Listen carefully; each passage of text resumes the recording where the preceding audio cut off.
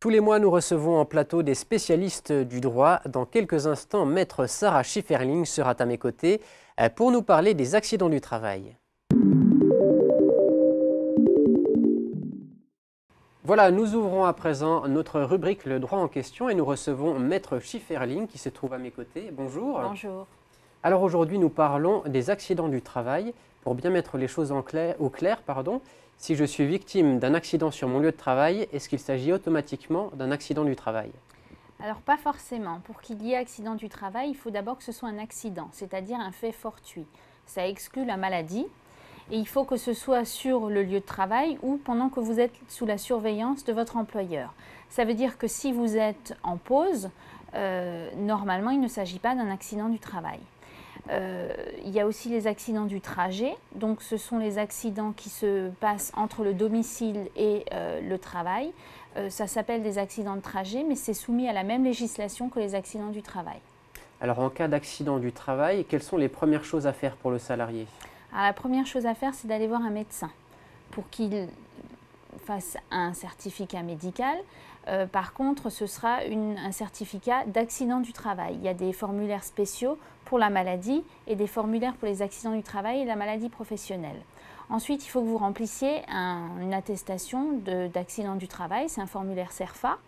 Il y a l'identité de l'employeur dessus, l'identité de la victime et toutes les mentions relatives à l'accident. Donc où ça s'est passé, à quelle heure, est-ce qu'il y avait des témoins, quelles sont les blessures, comment ça s'est passé, vraiment pour qu'on ait le détail de ce qui s'est passé. On l'envoie ou on le donne à l'employeur pour qu'il soit quand même au courant de ce qui s'est passé et on l'envoie à la CPM. Parce qu'ensuite, la CPM fait le nécessaire au niveau de l'employeur et au niveau des indemnités pour nous indemniser. Comment est-ce qu'on peut faire reconnaître donc, cet accident du travail? Alors, comme je vous l'indiquais, on envoie la déclaration d'accident du travail et l'attestation, le certificat médical à la CPM. L'employeur est au courant, la CPM lui écrit un courrier en lui disant voilà, monsieur untel se déclare victime d'un accident du travail dans votre société, est-ce que c'est le cas? La plupart du temps, les employeurs ne posent pas de difficultés en disant oui, effectivement, c'est le cas, et donc le salarié est indemnisé au titre de la législation sur les accidents du travail. Dans certains cas, l'employeur dit non, moi c'est pas du tout, c'est pas un accident, ou bien ça s'est pas passé sur le lieu de travail, moi je conteste. Dans ce cas-là, la CPM ne peut pas reconnaître un accident du travail qui n'est pas reconnu par l'employeur. Alors la CPM écrit au salarié en disant non, votre employeur conteste, vous avez la possibilité de saisir la commission de recours amiable. Donc le salarié fait un courrier à la commission de recours amiable en disant moi je veux que mon accident du travail soit reconnu et généralement la commission de recours amiable donne la même décision, rend la même décision que la CPM. Donc la commission de recours amiable rejette parce qu'elle n'a pas la possibilité non plus d'imposer, donc elle rejette la demande et dans ce cas-là, le salarié a 2 mois pour saisir le tribunal des affaires de sécurité sociale pour faire reconnaître cet accident du travail. Donc là, l'avocat n'est pas obligatoire, soit il écrit lui-même en disant voilà ce qui s'est passé, j'estime que c'est un accident du travail, soit il va voir un avocat qui fera des conclusions, qui se déplacera à sa place à l'audience du TAS, le tribunal des affaires de sécurité sociale. Alors une fois que l'accident du travail est reconnu, est-ce que ça donne droit à des avantages spéciaux, une couverture spéciale? Alors oui, vous êtes indemnisé à 100% par la caisse primaire d'assurance maladie. Donc l'employeur n'a pas à maintenir le salaire. Par contre, l'employeur risque de devoir payer un taux d'accident du travail plus élevé parce que dans les charges patronales, il y a un taux d'AT et plus la branche ou le secteur a d'accident du travail, plus ce taux risque d'augmenter. Donc ça, c'est en ce qui concerne les indemnités qui sont allouées aux salariés. Il a une protection, plus ou moins une protection contre le licenciement. L'employeur ne peut pas le licencier pour des faits, enfin il ne peut le licencier que pour des faits antérieurs à l'accident du travail et pour des faits distincts de cet accident du travail. Si le salarié est déclaré inapte à la suite de cet accident du travail, l'indemnité de licenciement qu'il percevra est doublée. Jusqu'à présent, on n'avait pas la possibilité de conclure une rupture conventionnelle pendant un accident du travail parce qu'on considérait que le salarié, il était en état de en état de faiblesse et donc l'employeur ne pouvait pas lui proposer une rupture conventionnelle. Mais depuis un arrêt récent de début d'année, les ruptures conventionnelles sont possibles même en accident du travail. Est-ce que l'employeur a des obligations en ce qui concerne la sécurité de ses employés? Alors oui, l'employeur a une obligation de sécurité de résultat, c'est-à-dire qu'il doit faire le nécessaire pour que ses salariés soient toujours en sécurité. Il doit prévenir les risques connus, mais également les risques prévisibles. Donc il doit faire une vraie analyse de la situation pour savoir ce que les salariés risquent d'avoir comme accident et pour les prévenir. L'employeur doit tout mettre en œuvre pour assurer la sécurité de ses salariés.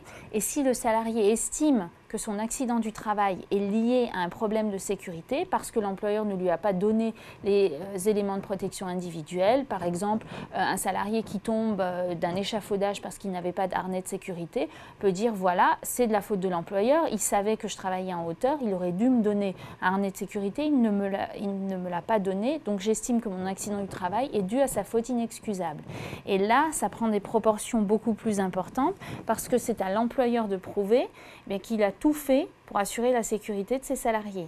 Et c'est souvent difficile parce que quand il y a un accident, c'est qu'il y a eu un problème et souvent c'est en rapport avec des éléments de sécurité. Quelles sont les conséquences de cette faute inexcusable? Alors, il y en a plusieurs. Il y a déjà plusieurs procédures. Pour la faute inexcusable, il y a une procédure civile devant le tribunal des affaires de sécurité sociale et il peut y avoir une procédure pénale si on estime qu'il y a eu des blessures involontaires ou s'il y a eu un manquement à l'obligation de sécurité, donc le salarié peut porter plainte. Mais la procédure pénale est toujours liée à l'appréciation par le procureur de la situation. Donc, un employeur peut être reconnu responsable d'une faute inexcusable devant le tribunal des affaires de sécurité sociale sans que le dirigeant soit forcément poursuivi pour cette faute en matière pénale. Alors donc les conséquences sont différentes selon le tribunal devant lequel on est.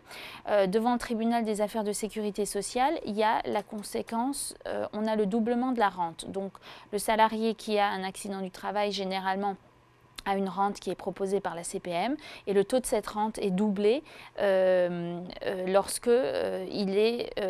l'accident du travail est en rapport avec une faute inexcusable. Ça, c'est une première chose.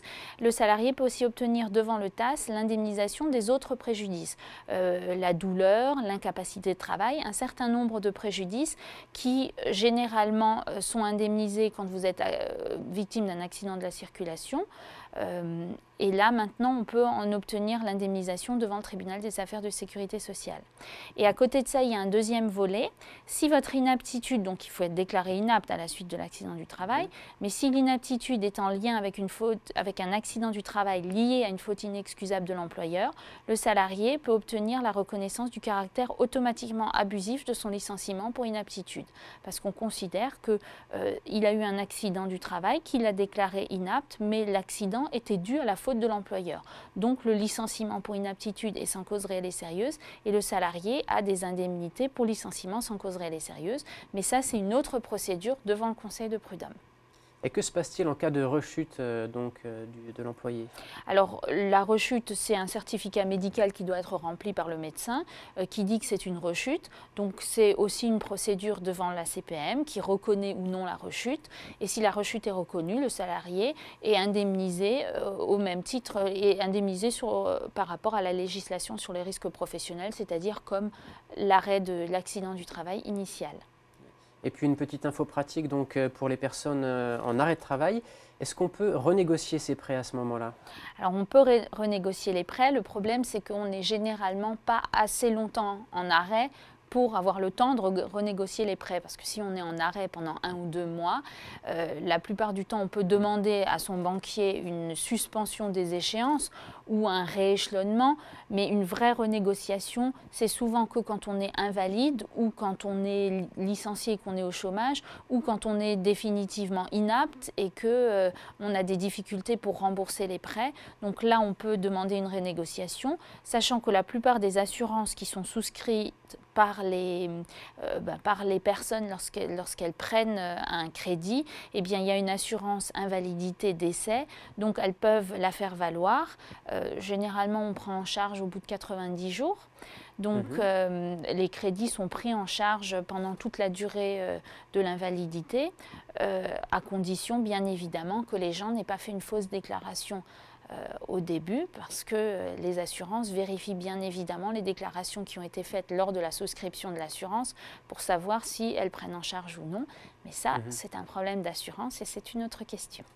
Merci, Maître Schifferling. Merci à vous. On vous retrouve donc le mois prochain. Avec grand plaisir.